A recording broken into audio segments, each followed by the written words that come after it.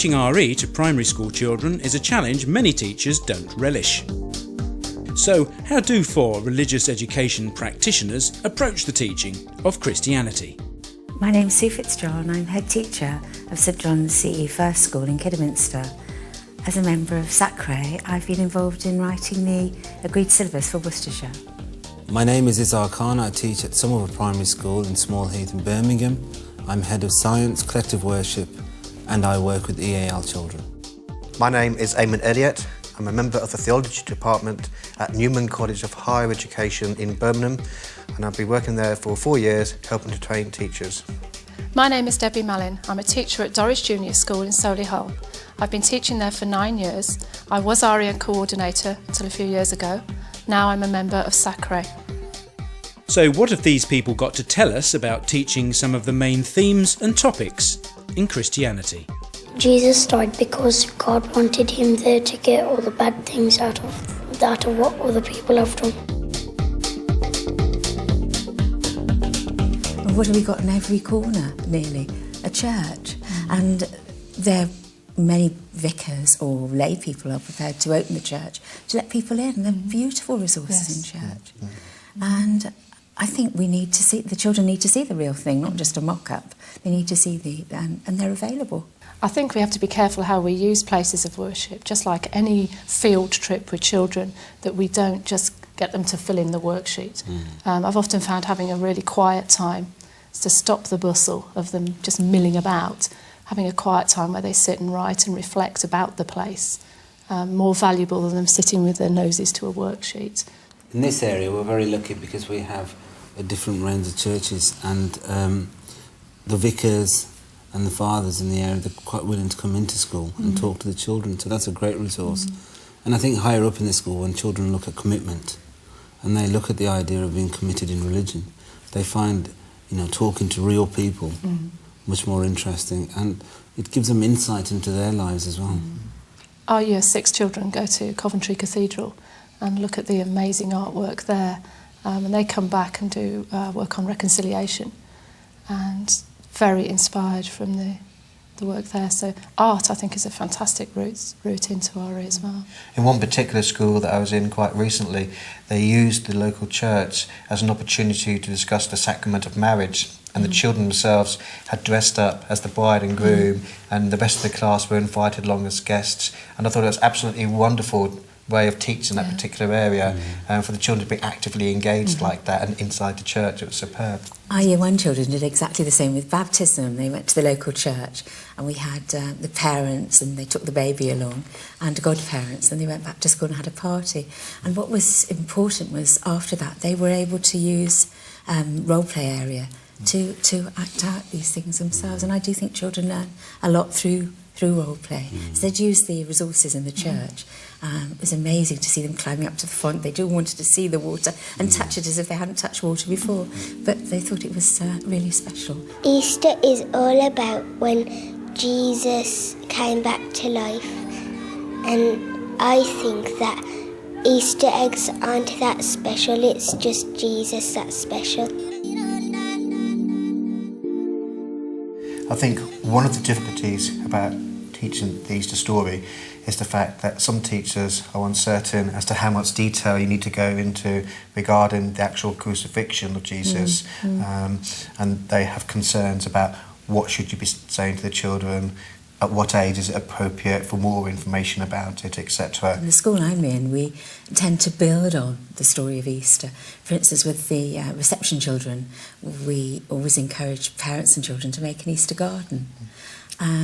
We have, I think, about 25% of the gardens that came back this time had something religious in them.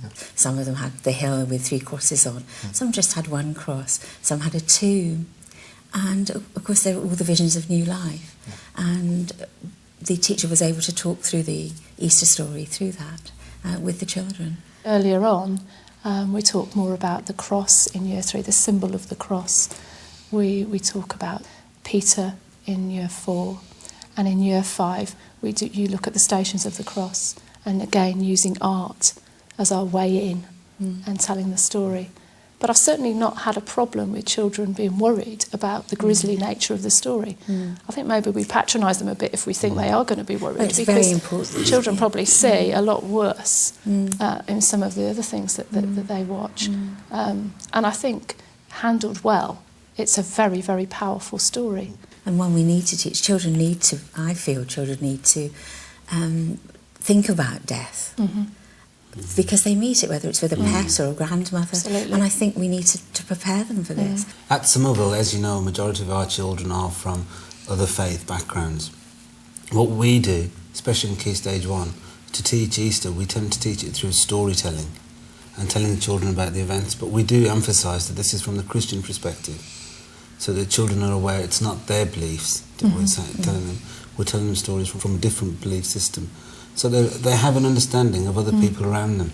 So are the parents of the children here comfortable with you teaching Christianity, and particularly Easter?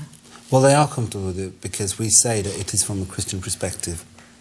We tackle the Islam side of it through worship, but in RE we do say that this is from a different faith, so the children have an understanding of it as well. So you don't have any withdrawals from RE? No, we haven't had any withdrawals from RE. That's excellent.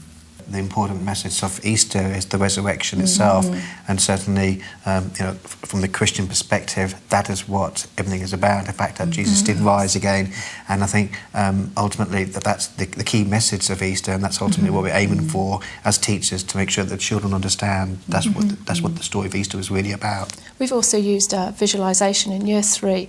We take them on an imaginary journey. We use that quite a lot in Solihull. Getting the children to imagine themselves in the story, and you do a stilling, calming exercise first of all, and then there's maybe some music in the background, and you tell them the story via them being part of it, and they pretend to take their shoes off and they walk up the hill, and they can hear the crowd, and you describe the atmosphere, and they see the crosses, and then they go away again. And you then ask them what it felt like to be there, and that's Year 5. And the work they do as a result of that is awesome. I learnt about Jesus died on Easter on a cross, and he came back on the next day or the other day after.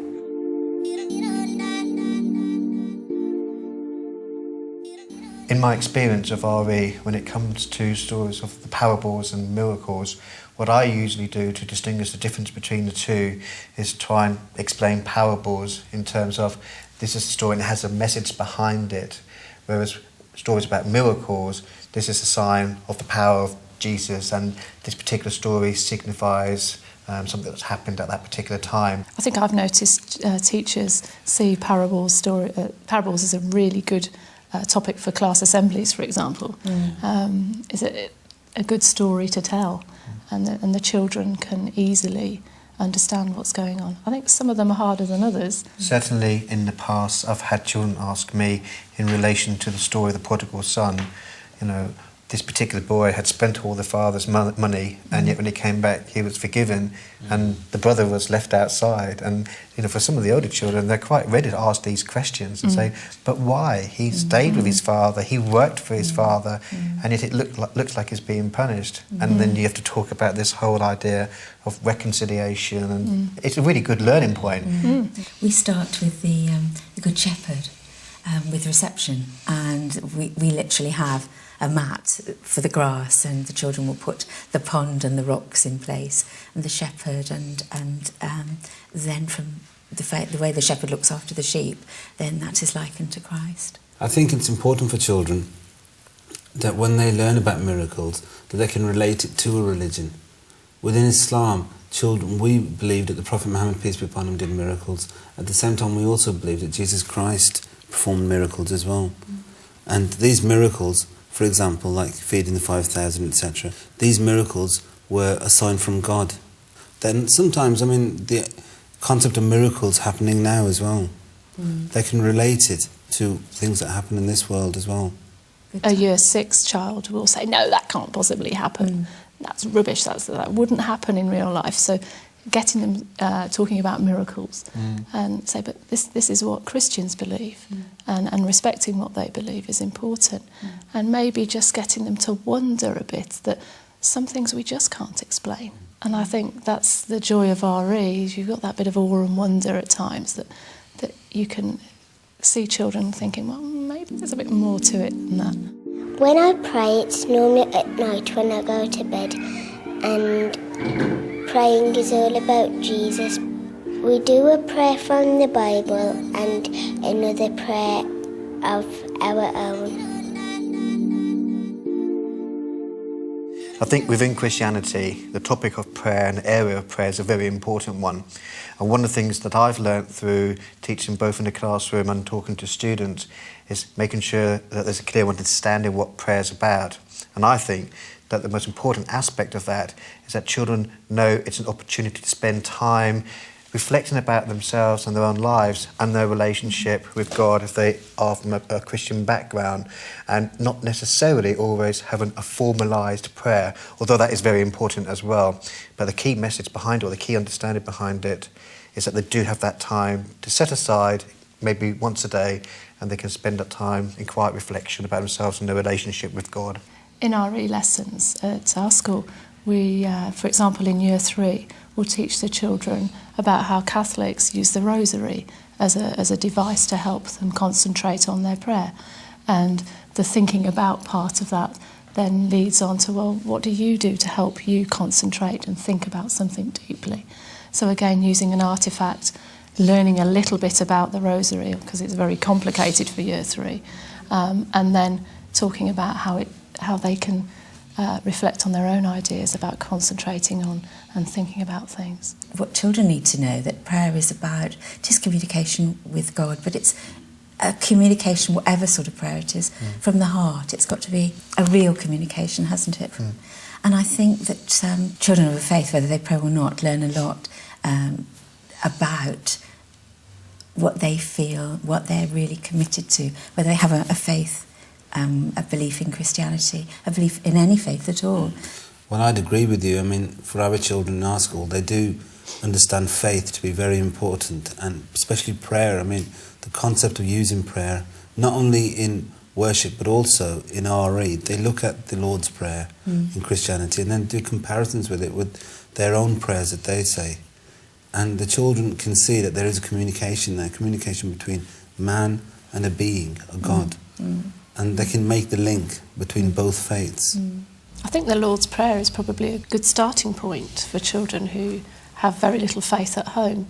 I would imagine they might well have heard it somewhere or heard a little bit of it, and so you can build on that little bit of knowledge. It's a prayer that includes all sorts of aspects of prayer, so you can give them an awful lot of knowledge but also get them to reflect on what it might mean to them. So you mean through the Lord's Prayer they were learning about different sorts of prayer?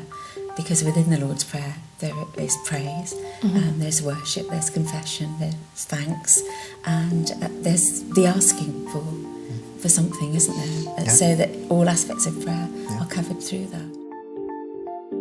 Easter means to me that it's the beginning of a new life.